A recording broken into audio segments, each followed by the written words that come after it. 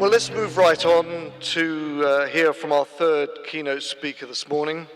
He's another distinguished power industry expert who has kindly supported PowerGen Asia by speaking on past occasions in a variety of capacities, including that of Secretary General to the Thai National Energy Policy Council, and also when he held the position of Ministry of Energy. He has a BA in mathematics from Oxford University and a PhD in economics from the London School of Economics. And he remains one of the most respected voices on energy issues in Thailand. He is now devoting his time to promoting knowledge and technology for renewable energy distributed generation projects in Thailand, in particularly biomass. So please join me in welcoming to the podium the chairman and founder of the Energy for Environment Foundation, Dr. Piyasvasti Amranand.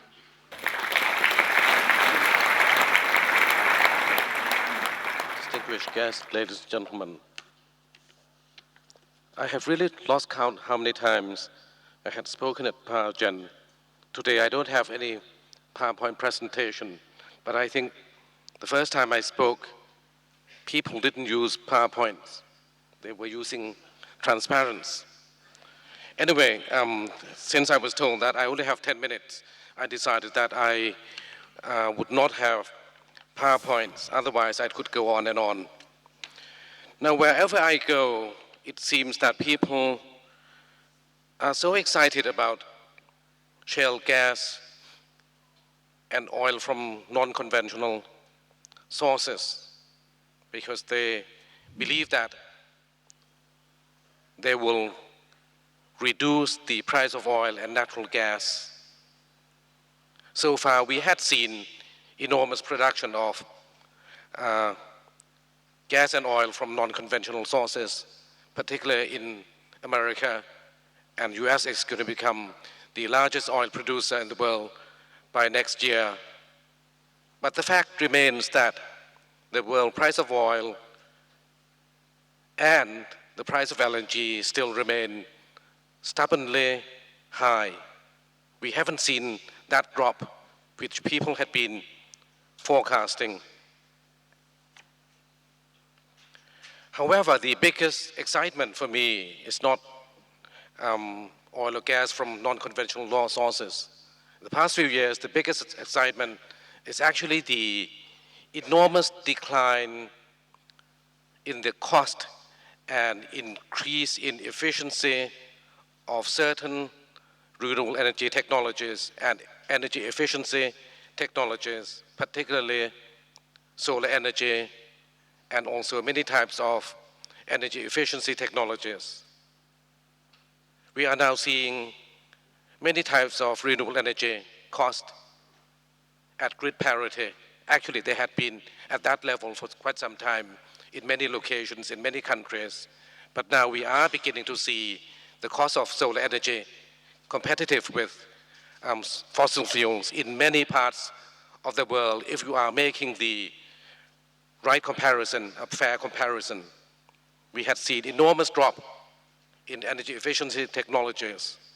Earlier, we had seen the cost of CFL coming down. And just now, look at LED. The cost has come down surprisingly rapidly.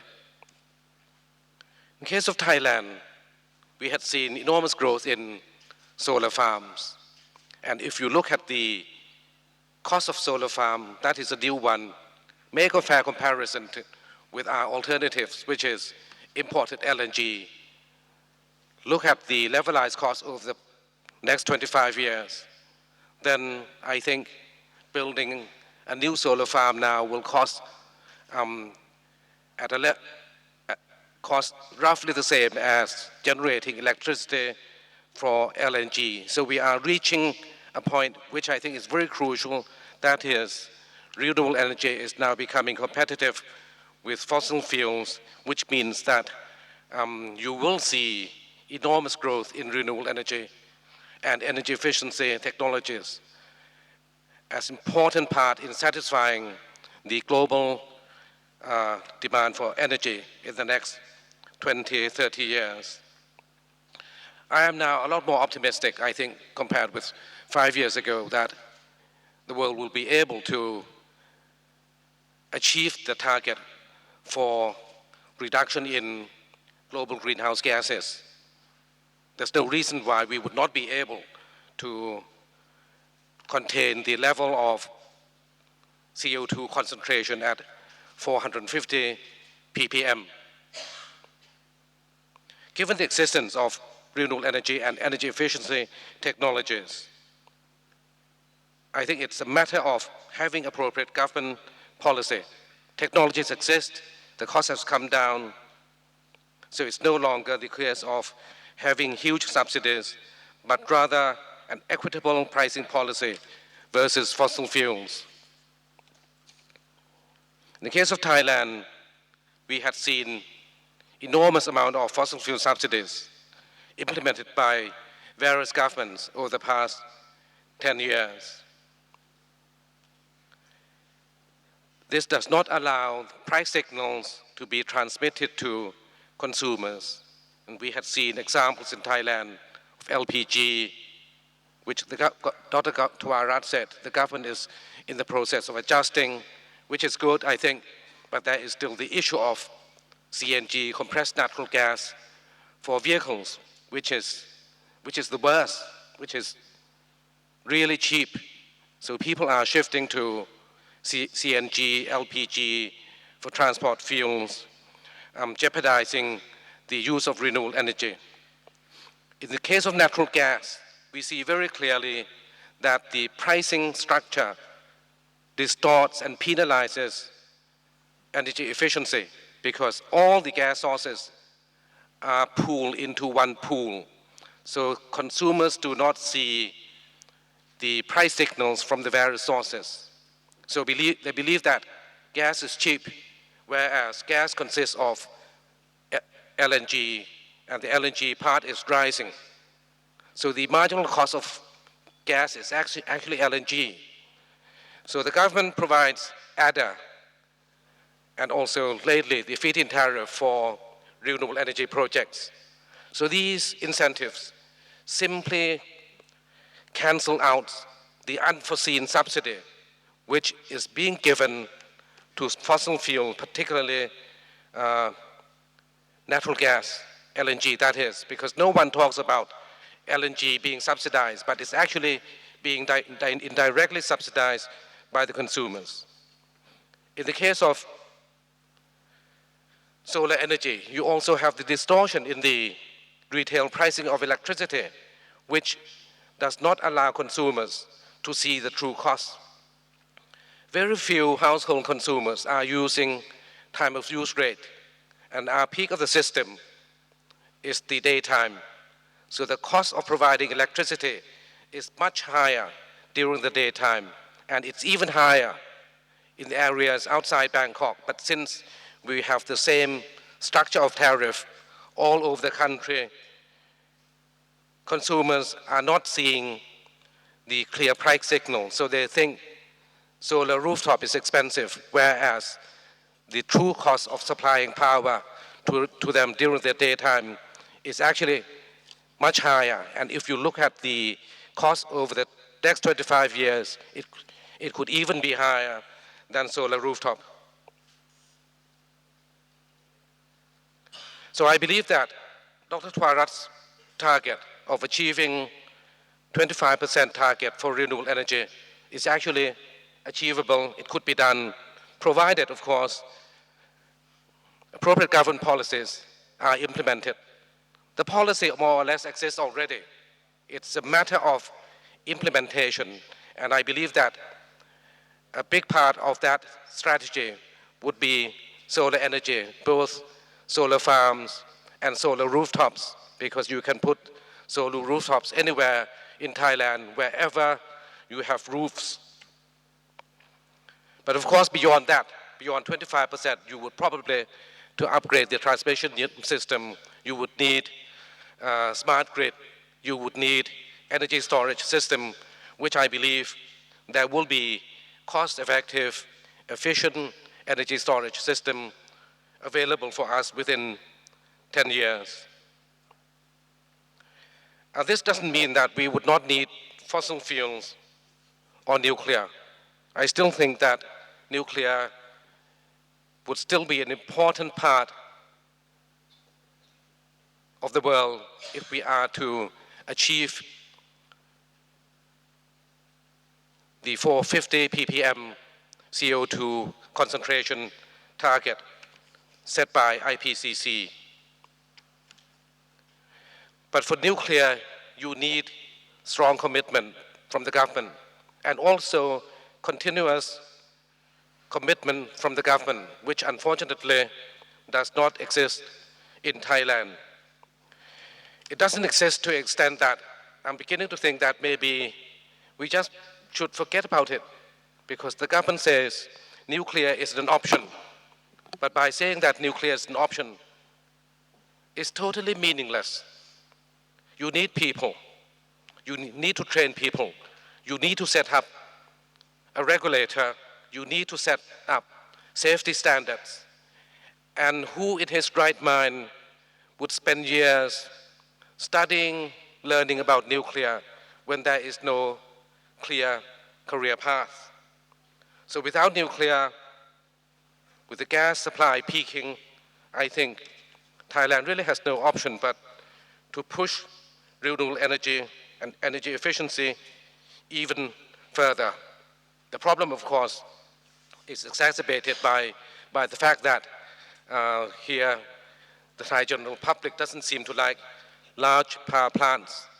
So that makes the life of the governor of IGAT even more difficult. Maybe the problem here in Thailand is that we have too many environmentalists, too many NGOs, and too many lawyers. So pushing our renewable energy and energy efficiency more strongly is crucial. And that could begin by simply removing some of the obstacles which exist, obstacles which have been put up by Thai government. For example, quota allocation, the problem of issuing permits, which has become extremely cumbersome and a big burden on the investors. I'll give you an example, tell you a story. You know, I had just put up solar panel on my roof. It's 3.8 kilowatt. 3.8 kilowatt. That's 5 horsepower, just less than 5 horsepower. Why 3.8? Because above 3.8, I would need a permit from the Industry Ministry under the Factory Act. And the process is very, very complicated. The same process as building a 2,000 megawatt coal-fired power plant. So the solar rooftop had been in operation for quite a few months. But I was told that actually I had broken the law because my panel is 3.8. But I also have a DC AC inverter of another 3.8. So that makes it 7.6. Anyway, I'm waiting for the government to take me to court. And I think it would be interesting to fight this out in court and see what happens, because it's totally ridiculous to be counting inverter as another factory.